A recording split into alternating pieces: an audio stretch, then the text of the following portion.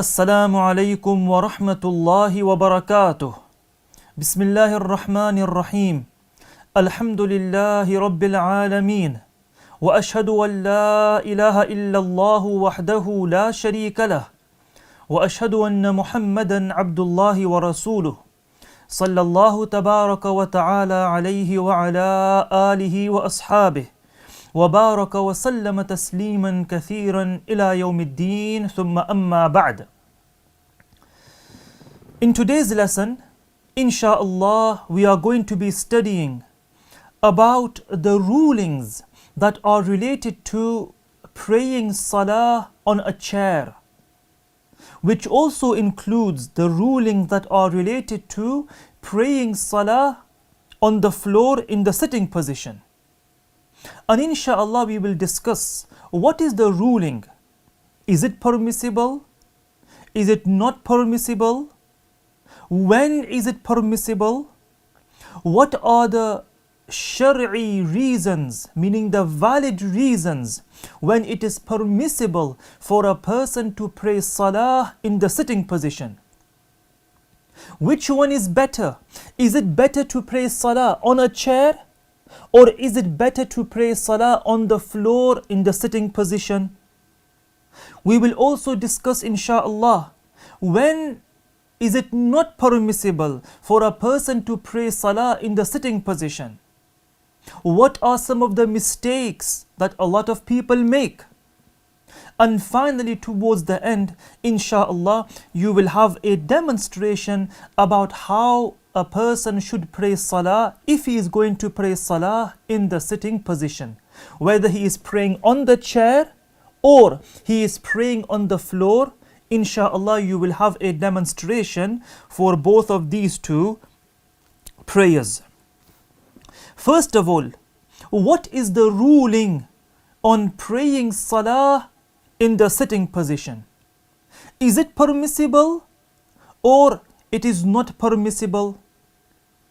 This will depend on what type of Salah that you are praying.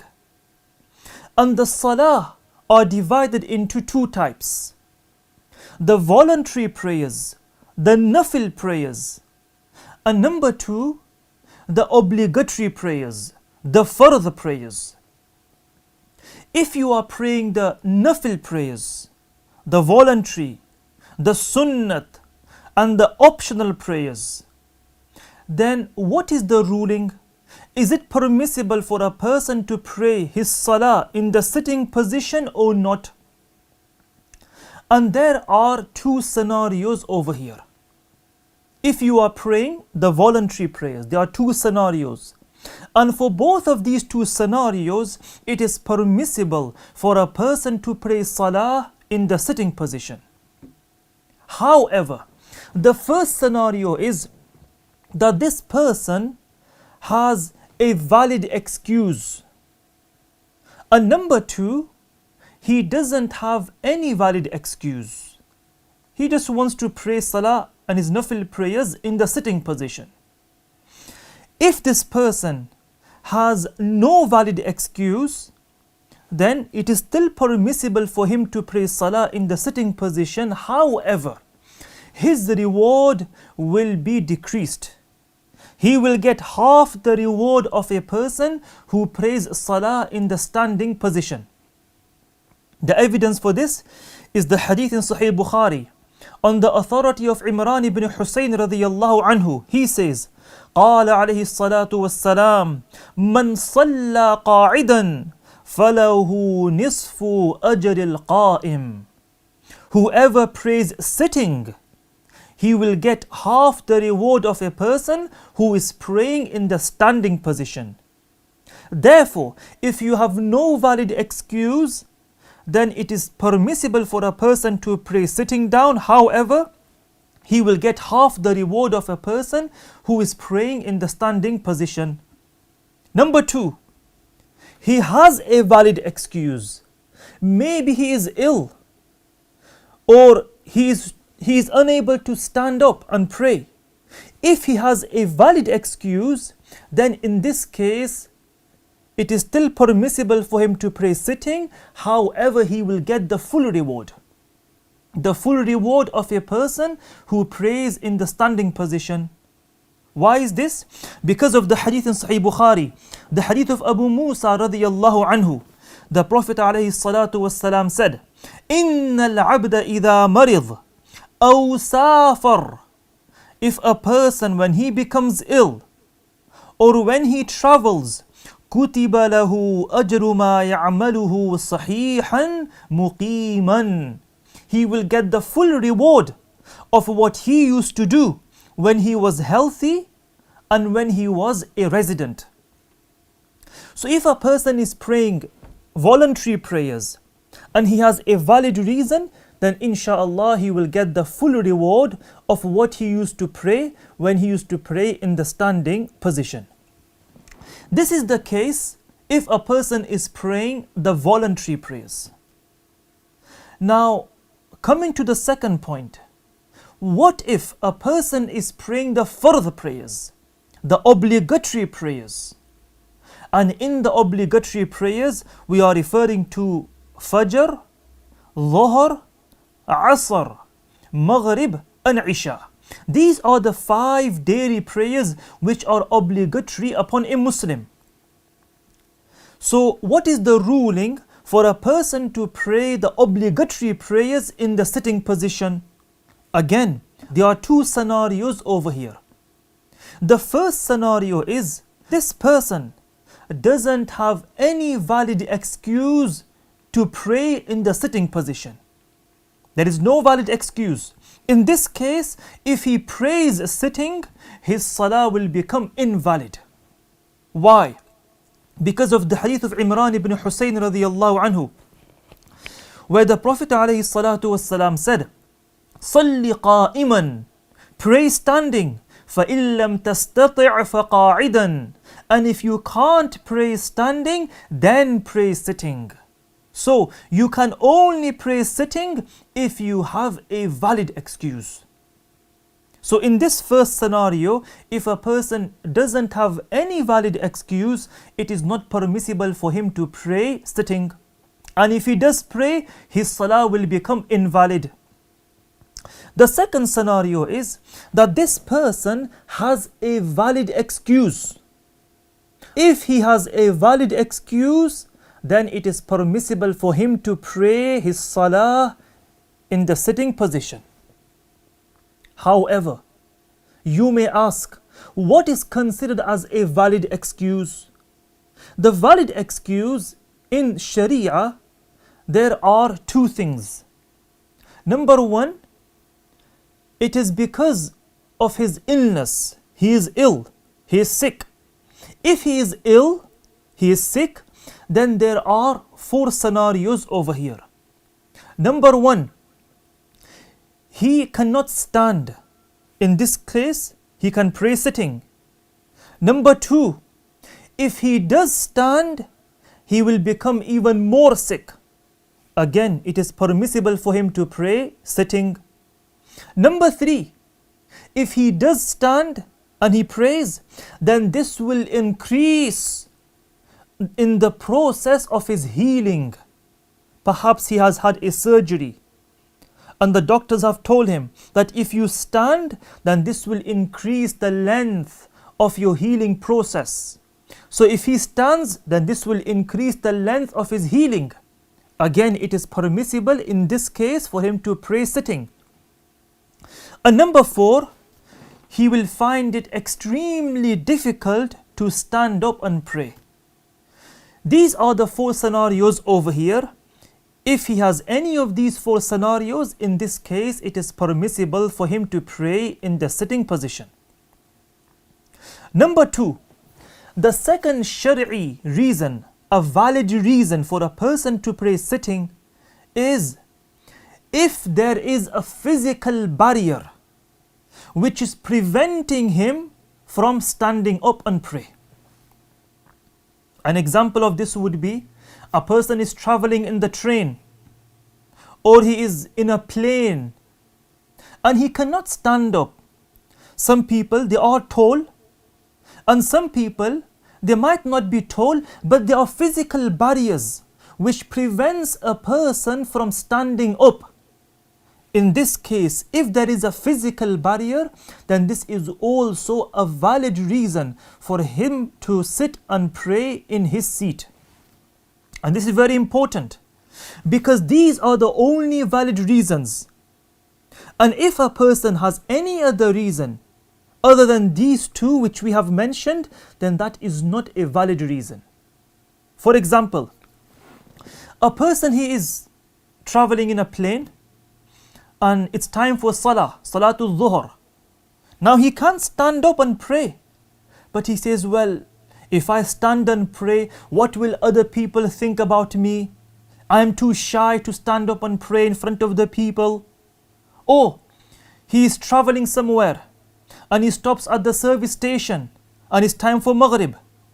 And he says, yes, if I pray standing, what will other people think about me?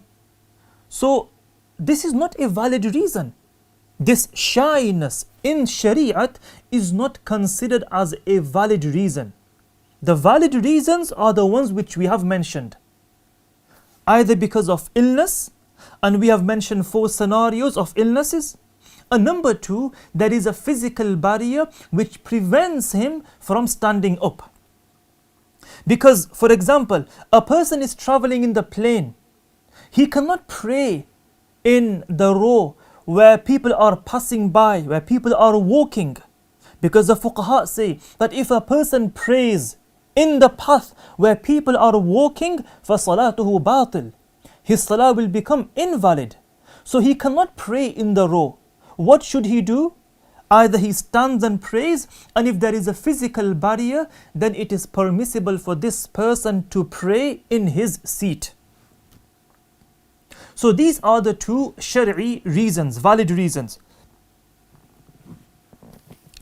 Coming to the third point, and this is very important, because if you don't understand this point, a lot of people will end up making mistakes. They will end up praying Salah sitting when it is not permissible for them to sit. So you need to understand this third point over here. And the third point over here is the pillars which are related to praying Salah in the sitting position. What are the pillars? There are 3 pillars. There are more than 3 pillars generally in Salah, but we are talking about the 3 pillars that you need to know when you are praying Salah in the sitting position. There are 3 pillars that you need to know. The first one is Takbiratul Ihram, which is the first takbir which you do when you enter your Salah. The scholars say that this Takbiratul Ihram min shartihi an yakuna qa'iman. One of the conditions of Takbiratul Ihram is that you must say it whilst you are in the standing position. And we'll come to explain this later on inshallah, and you will understand this. First, just know this point, that this Takbiratul Ihram, one of the conditions is that it must be said whilst you are in the standing position. Number 2, Al-Qiyam عند القراءة وبعد الركوع. To stand whilst you are reciting and to stand after the ruku'. Both of these 2 are the pillars. To stand whilst you are reciting, and number 2, to stand after ruku'. The third pillar is Ar-Ruku' was-Sujud, making ruku' and sajda. These are the 3 pillars that you need to know when you are praying your Salah in the sitting position. Once again, number 1, Takbiratul Ihram, which must be in the standing position. Number 2, Al-Qiyamu 'inda al-Qira'ati wa ba'da al-Ruku', to stand whilst you are reciting and to stand after ruku'. And number 3, Ar-Ruku' was-Sujud, to bow down and to prostrate. Now, the rule of these pillars is that if you are able to do one of them or even 2 of them, then you must do them. And you cannot pray in the sitting position.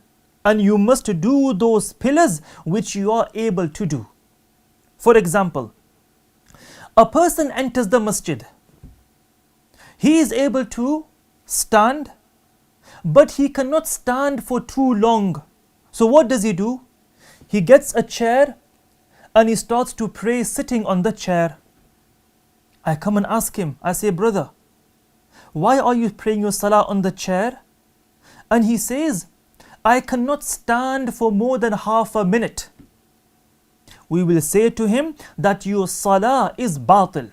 Your salah is invalid. Why? Because this person has the ability to stand for half a minute. So when you enter the masjid, you must do your takbiratul ihram in the standing position. So you do your takbiratul ihram, say Allahu Akbar, and you stand. And after half a minute, or when you are not able to stand any longer, then you sit. And this is why I mention this. A lot of Muslims, they make this mistake.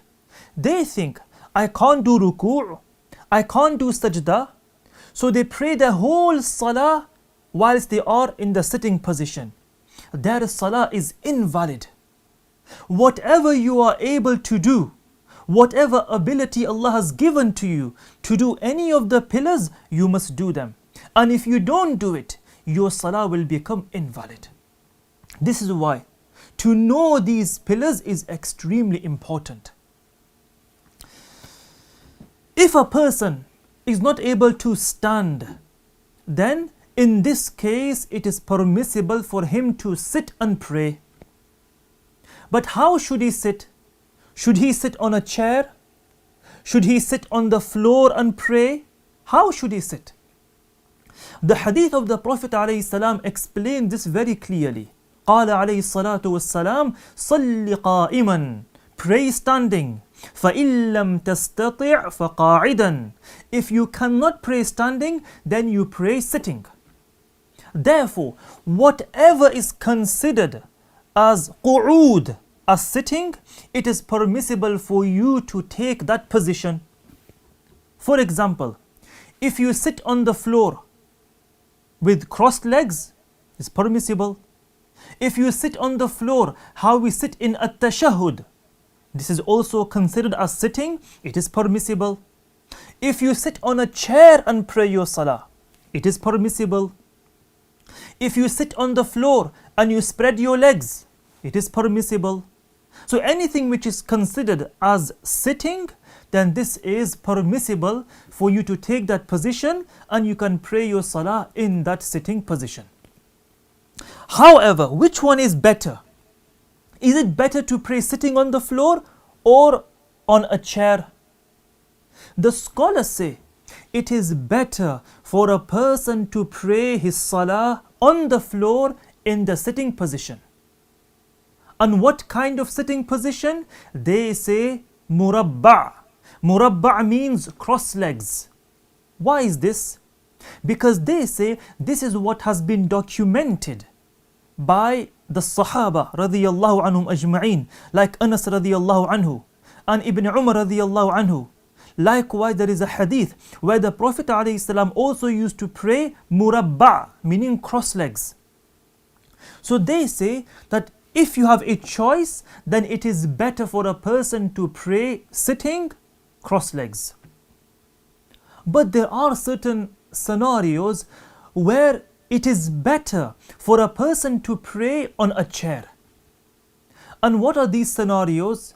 There are two such scenarios. Number one, the first one is when sitting on the floor is causing him a lot of pain.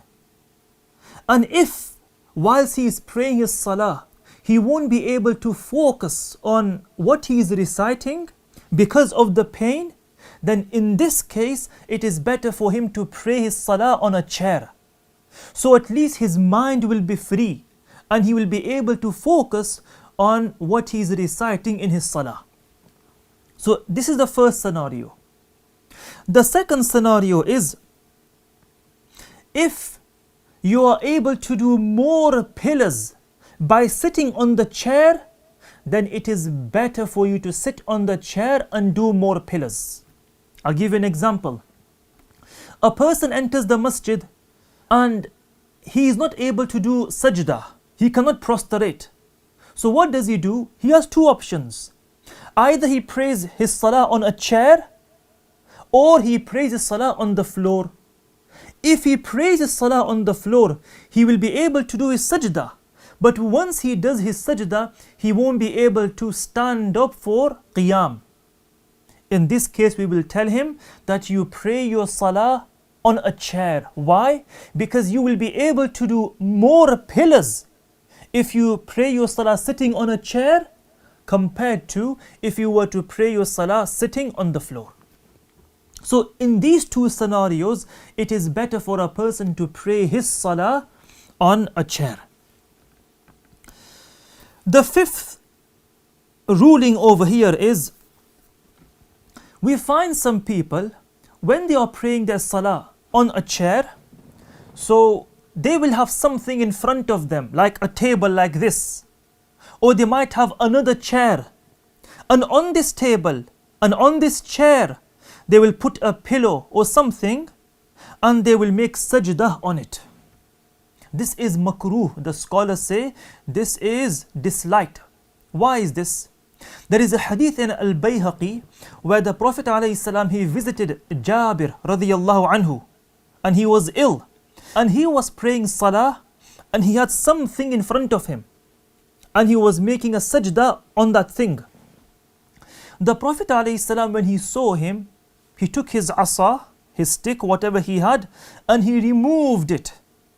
And he said to him, "Awmi ima'an," sign your sajda and sign your prostration. So the fuqaha rahmatullahi alayhim say that if a person places something in front of him to make sajda on it, they say that this is makruh, and this should not be done when you are praying salah on a chair. The sixth point over here, and this is specifically related to when a person is praying his salah on a chair and is praying his salah in the masjid. Where should he place his chair? Should he place his chair in the saf, in the row, and he should stand in front of the chair, which will make him in the middle of the row? Or the second option is he places the chair behind him and he stands with the people, with the other followers in the row. Which option should he take? The scholars say that this depends how spacious the row is. If the row behind him, there are people praying, and the row isn't spacious, then if he places the chair a bit back and he stands in the row, this will harm the other followers behind him. The scholars say in this case, he should place the chair in the front, in the row, and he should stand in front of the chair. Why? Because to stand with the followers in the row, it is part of the sunnah. And to harm the other people, then this is haram. And we cannot do something which is sunnah at the expense of doing something which is haram. Therefore, what to do? Place the chair in the row, and the person should stand in front of the chair, which will make him in the middle of the row. This is the case if the row is not spacious. However, we find some masajids where the row is spacious, is plenty of space at the back. In this case, which one is better? Is it better for him to place the chair in the row and he stands in front of the chair, or is it better for him to place the chair behind him and he stands with the followers in the row? First of all, both of the options are permissible. But the fuqaha, they discuss this, which one is afdal, which one is better. Otherwise, both of them is permissible. So if you want to know which one is better, they say it depends. If the person who is praying, he is not able to stand, and therefore he is praying on the chair, in this case, it is better for him to place the chair in the row and not behind. Why is this? Because when he places the chair in the row, when he is sitting and praying, his back will be in the same level as the back of the other followers who are on the right or on the left to him. So this is the case if he is praying sitting on the chair. If he is praying standing and he only sits on the chair when he is going for ruku' or for sajda, then in this case it is better for him to place the chair behind him and he stands with the other followers in the saf, in the row. This is the case if he is praying standing, then in this case he will place the chair behind him and he will stand with the other followers in the row. And this is inshallah I think most of the masails which we have covered over here. The last point over here is the 7th point, which is a demonstration of how a person should pray salah on a chair and how he should pray salah in the sitting position. I enter the masjid. I don't have the ability to pray standing. I cannot do ruku'. I cannot do my sajda, nothing. I am unable to pray my salah in the standing position. What is the option? Either number 1, I can pray my salah on the chair, or number 2, I can pray my salah sitting on the floor. So if I'm going to sit down and pray, then this position is known as murabba'. Murabba' means cross legs. And this is better because this position murabba' is what has been documented by and it has been narrated by some of the Sahabas as well as by the Prophet sallallahu alaihi wasallam. So this position is a better position. And if I want to do ruku' and sajda, I will do by bowing my head a bit forward and for sajda a bit more. For example, Allahu Akbar, Sami Allahu liman hamidah, Allahu Akbar. So the sajda has to be a bit more compared to the ruku'. Now, if I want to pray on a chair, then this is also permissible, and the chair is as follows. I enter the masjid, I can stand, but I can't do ruku' and I can't do sajda. Suppose I have a back problem. What should I do? Do I begin my salah by sitting on the chair? And the answer is no. Why? Because I have the ability to stand. Therefore, I must stand. So I will stand and my takbiratul ihram will be in the standing position. And I will say Allahu Akbar. And when I am no longer able to stand, then I will sit. But if I can't stand, then I will continue. When it's the time for ruku' and I can't do ruku', I will sit and I will say Allahu Akbar. Sami Allahu liman hamidah, Rabbana wa lakal hamd. I must stand. Why? Because this qiyam ba'da ruku' is a pillar. And for this pillar, I have the ability to stand and therefore I must stand. So just because you cannot do ruku', it doesn't mean that you do your ruku' and then you sit on the chair. No, because you have the ability to stand after ruku', you must stand up. And then for sajda, because you can't go in sajda, again you will go and sit back on your chair, and this is how you will do your sajda, and this is how you will continue your prayers. I hope this has been informative for you, and inshallah it has been helpful for you in knowing some of the rulings that are related to praying your salah on a chair as well as praying your salah on the floor. Wallahu ta'ala a'lam wa ilmu ahkam wa sallallahu ta'ala ala khayri khalqi sayyidina Muhammad wa ala alihi wa sahbihi ajma'in. Assalamu alaikum wa rahmatullahi wa barakatuh.